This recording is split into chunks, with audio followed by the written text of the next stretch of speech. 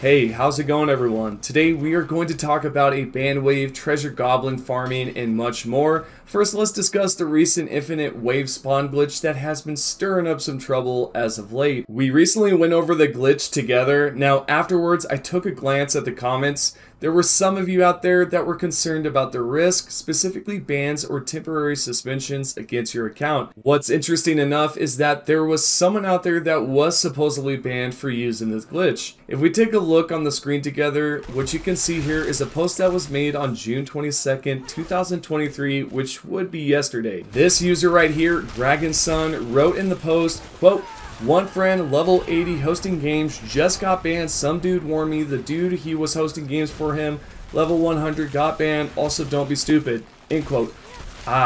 Don't be stupid, yet also don't punctuate or have some sort of freaking sentence structure, right? Anywho, this fella right here states that his friend was banned for either using an exploit or glitch in game.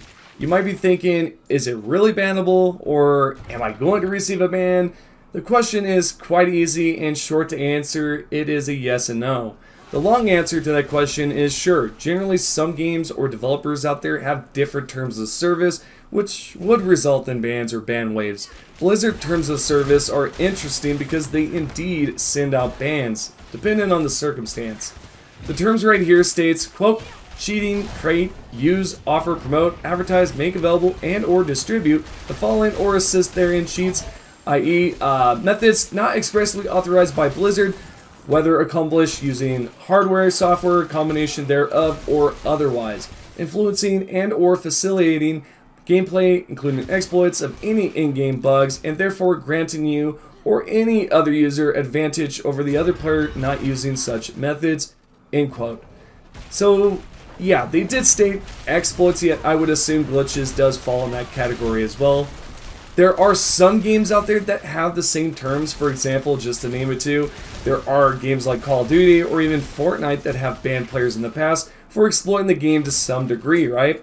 This is if we are purely talking about glitches and exploit. Now, on the other hand, if we are talking about some sort of exploit involving code or a program that can give you unlimited amount of health, or better yet, God mode, then for sure you will receive a permanent ban. I'm sure a majority of you out there have seen my Elden Ring glitches in the past. Some have asked questions like the same one here, which was about bans. The developers at From Software is the same as pretty much Bungie in terms of blocking players out of the game. They do not ban players for simply using glitches or any exploit at all. The only time that they will ban you or prohibit you from entering the game is if you are using a program that can be detected by anti-cheat software. Of course, if you are on console, this does not apply to you. Although PS5 does have a cheat software out there that can modify saves, this is another potential way of receiving a perma ban, at least on Elden Ring, to my knowledge. Now, Diablo 4, there is currently no way to modify saves because of everything that is saved on the server side. Is it possible to receive a ban on Diablo 4? Of course. Is it going to happen to you? I think that really depends on whether or not you are showing it publicly, or possibly you may have a friend out there or some fella that reports your in-game name, including footage, which, if they are your friend, maybe they should not be your friend, because that's snitching. That ain't cool, dog. You know what I'm saying? Yeah. So yeah, let's just ignore that. But pretty much, guys, that's what's going on with the whole ban. Is it possible that there will be a massive ban wave? Maybe. That's definitely possible. And I'm sure if it does happen, we will be seeing that quite shortly. Continuing on, we have to talk about the treasure goblins. This is by far one of the most exciting parts about Diablo. These little fellas tend to roam freely once discovered, and boy oh boy do they have some good loot. Unfortunately, the goblins in Diablo 4 are completely underwhelming. The RNG seems to be a bit odd when it comes down to rewarding players with high quality loot, cosmetics, and mounts.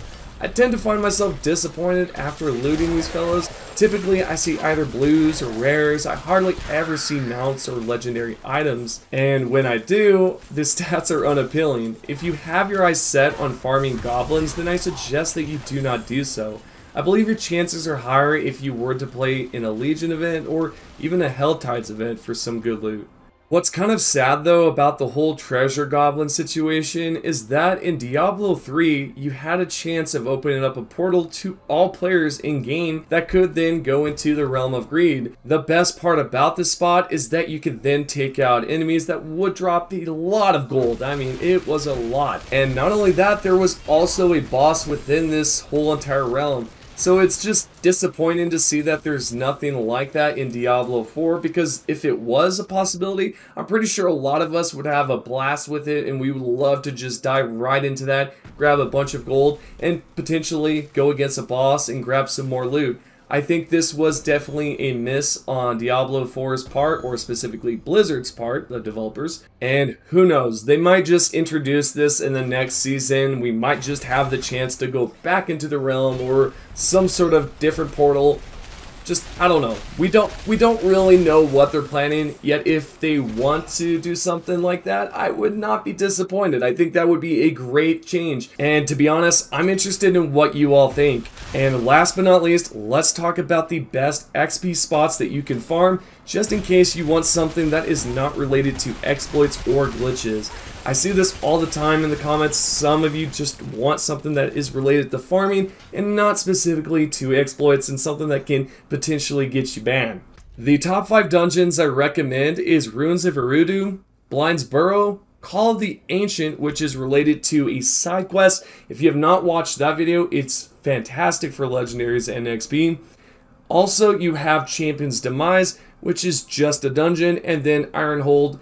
That one is still good in terms of farming. I'm sure it was nerfed quite a bit ago, but it's still worth doing. So there you have it. These are my top 5 favorite farming spots when it comes down to grabbing a lot of XP, legendaries, and all that good stuff in Diablo 4. If you have any questions, leave them down below. I will try to reply back within the first hour or two. And most importantly, if you are not subscribed or a member, make sure you are subscribed by hitting that subscription button. Not literally on your computer, don't punch the monitor, but just tap it with your mouse button. And make sure that you are subscribed, and then click on the notification icon right next to it. Thank you to everyone that is currently subscribed and is a member. I appreciate the love and support so much. Hopefully here soon I will be able to do another giveaway like I've done in the past when it came down to the Dead Island 2 Gold Edition. I was able to give out a full game there, and I plan on doing more. So make sure that you are subscribed, because that is probably going to happen here shortly. I just have to decide what game I'm going to give out next, and most likely that will be over on the Twitters, so you do want to follow me there, and I'll leave all that link in the comment section there that will be pinned. So that's pretty much it. See y'all in the next one.